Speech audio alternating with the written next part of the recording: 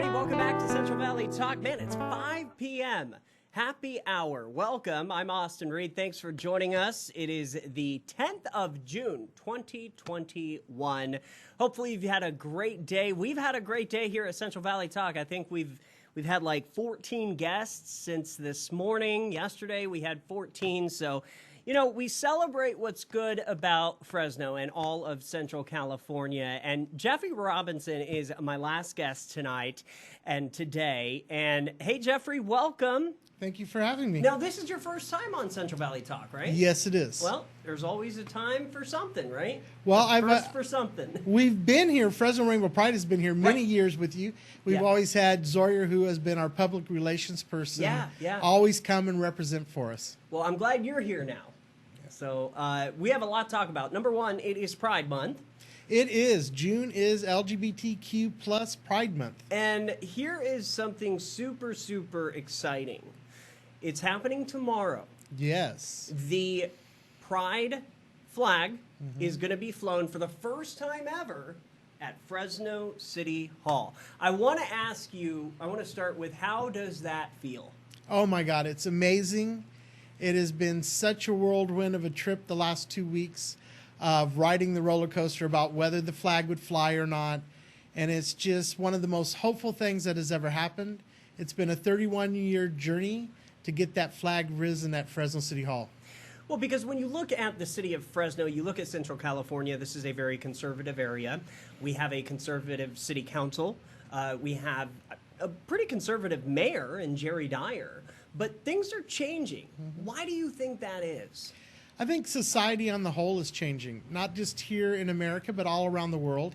People are beginning to share their true selves with folks, and they're talking to their mothers, their fathers, their grandmothers, their grandfathers, their brothers, sisters, the next door neighbor, the grocery clerk, and they're sharing their life and talking about their own personal experience. And I think that that is really what is changing the hearts and minds all over the world about LGBTQ folks. You know, in my family, my sister, she's married to a woman, and my daughters, they'll be 5 in May. And, you know, I feel like maybe even 20 years ago, it would have been a different dynamic, you know, talking about or explaining to my daughters, you know, when my sister sends the presents for the birthdays, you know, I feel like it may have been a different story, like, oh, you know, my daughters ask, who's this from? It's from Aunt Jessica, you know. And now, but we've just grown up with them knowing that it's from Aunt Jessica and Aunt Kim. They're married. It's two women can get married. It's not a big deal, you know. And do you think that's the conversation that, like you said, is now, it's not cliche. It's not, you know, people just talk. It's not a big normal. deal. It's normal. It's normal. Right. It's part of just everyday life. Yeah. You can't switch on the TV now and not see presentations of the LGBT community just as a matter of fact. So like today they had on The View, they had, well, yesterday it was Fran Drescher, and she was talking about The Nanny, the show, and how they just incorporated gay people as no big deal. It wasn't like, today we're talking about gay issues. Right. It was just this character happened to be gay, and that's all there was, and they didn't explain it or do anything with it. And I think we've seen so much change in media, whether it be the entertainment industry or like the news media. Those presentations have begun to change and show the true diversity of our community, not the stereotypes. Stereotypes are okay in lots of ways because they are part of our community, but it's not the sum of our community. Right. Well, and I think it's a changing tide. You know, it's 2021. You know, these are different times. But still, it does say a lot, especially about Jeffery, because I saw him at the press conference when it was announced that the flag would be flown at City Hall, and he kind of fought off tears. Do you think that's just because of the people that he knows, people in his circle, and him just accepting this and hearing from people, right? I think it was, for Jerry, it was eye-opening and a true transformation for him. Because I'd had a conversation with him, a private conversation where he had called me, and we had a very, very strong talk about why I felt it was so important. and why taking those flags and not flying them at Fresno City Hall would be pushing us back to a time period like in the 30s, 40s, and 50s of separate but not equal, and that we needed to move away from those Jim Crow type of policies. So we had that conversation. He explained his position very well. He really listened to what I and other people had said. I wasn't too sure. I got a phone call out of the blue. Didn't know how he got my cell number. Interesting. Yeah, like, hey, it's the mayor of Fresno. How you doing today? He's like, hello, is this real? And I kind of was a little apprehensive because I've had dealings with him in the past, just superficial dealings. Sure. And I wasn't too sure where we were going. And at the end of the conversation, he was able to really, he said, I took notes, and he said, these are the important facts for you. These are the important points that you'd like to make. And I thought, okay, well, that was really good. You know, and I said, well, I'll tell you what, I only speak for me. I don't speak for the whole community. Right. I only speak for me and my opinion. And I would like to talk to the people that I really look up to and let them know that I had this conversation with you. I'm not going to be able to endorse or support any of the things that we've talked about today until my committee for Fresno Rainbow Pride is met, and we've talked about it, and then those people that advise me or people that I trust their opinions of. And so we did, and I met him the next day out at Fresno City College. Carol Goldsmith is a friend of mine, and I watched him be touched by her story and Jerry Thurston's story about his sister. Wow. And I think it was eye-opening, and I have to say, I walked away that day saying, this is a genuine transformation. And I saw him on yesterday actually, at Fresno State for their flag raising. Yeah. And we were talking about the GV Wire interview I had done. And I said, you know, this is how I feel about it, Jerry.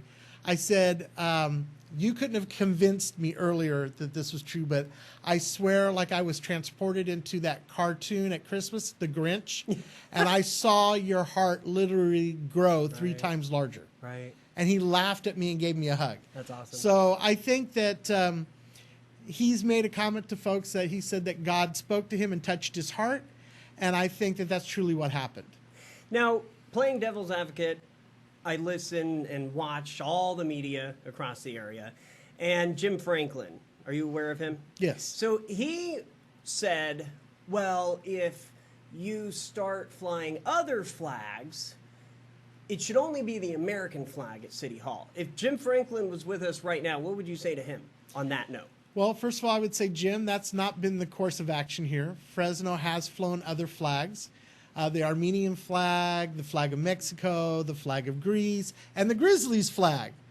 And so I really want to point out that the Rainbow Pride flag is a flag that was designed in 1978 by Gilbert Baker. Oh, I didn't know that. Yes. Huh. So Harvey Milk up in San Francisco, the first openly gay elected official here in California, asked his good friend Gilbert Baker to design a symbol in which would offer hope and inspiration to the LGBTQ community.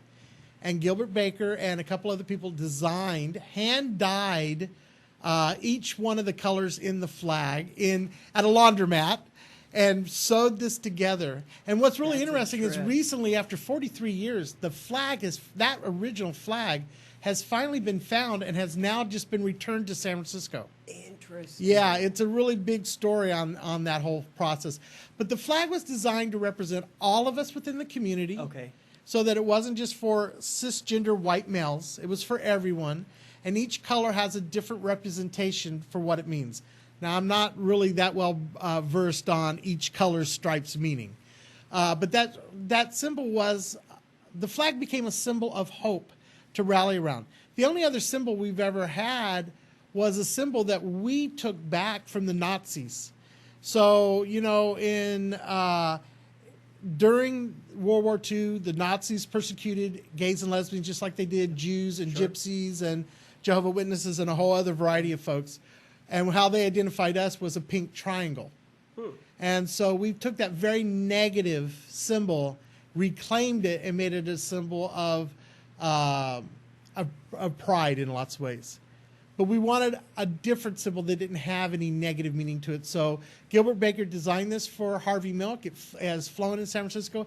It's been adopted worldwide as the symbol.